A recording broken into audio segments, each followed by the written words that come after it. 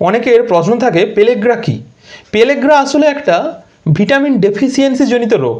Vitamin B3 বা নায়াসিনের যখন অভাব হয় আমাদের শরীরে, তখন এই রোগটা হয়। এই রোগটাতে কী হয়, গায়ে বা স্কিনে র্যাশ আসে, এবং এই র্যাশটা রোদে বেরোলে আরও বেশি পরিমাণ বাড়ে, হালকা চুলকানি থাকে, এবং এটা থেকে মৃত্যু পর্যন্ত হতে পারে। এই সমস্যাটাকে বলা হয় পেলেগ্রা। পেলেগ্রার বেশ কিছু সিমটমস থাকতে পারে, যেমন স্কিনে র্যাশ হতে পারে। 2 নম্বর, এই র্যাশগুলো যখন আপনি রোদে বেরাবেন, র্যাশগুলো আরও বাড়তে পারে বা আরও বেশি চুলকানি হতে পারে। 3 নম্বর, ডায়রিয়া হতে পারে আপনার, সাথে চুলকানি। এবং 4 নম্বর, মেমোরি লস পর্যন্ত হতে পারে যদি সেভিয়ার কন্ডিশনে চলে যায়। কী কারণে পেলেগ্রার মতো এই সমস্যাটা হয়ে থাকে? 1 নম্বর, যদি আপনি অপুষ্টিজনিত কোনো সমস্যাতে ভুগে থাকেন। 2 নম্বর, প্রতিদিন একই রকম খাবার খাচ্ছেন, থোড় বড়ি খাড়া, খাড়া বড়ি থোড়। 3 নম্বর, বয়স বাড়ার সাথে সাথে এই সমস্যাটা আসতে পারে। 4 নম্বর, অ্যালকোহল, স্মোকিং এগুলো করছেন, বা কিছু মেডিসিনের সাইড এফেক্ট হিসেবেও পেলেগ্রা হতে পারে।